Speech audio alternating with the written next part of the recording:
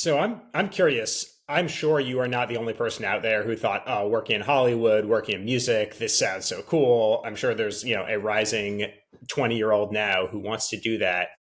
You made the point, "Hey, the harder I work, the luckier I get." I'm sure there was some element of you saw the future, you're out there at the right place, right time.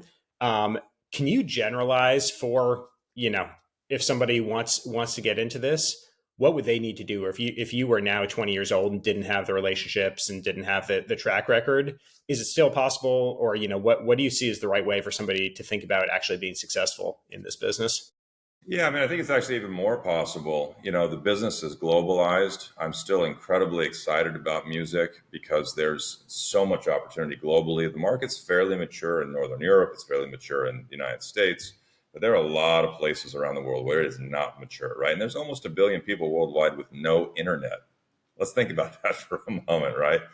And so, and we'll get into this, but when you start looking at the leading indicators in music, you want to make a huge impact right now. If you're a young aspiring executive or player in the music business, you don't have to do that in American English language popular music. You can if you want, but you can go to Latin America. You want to get like really cutting edge, go to Indonesia, right? 270 million people. Personally, I think Afrobeat's the next big genre. Nigeria, 230, 240 million people, right?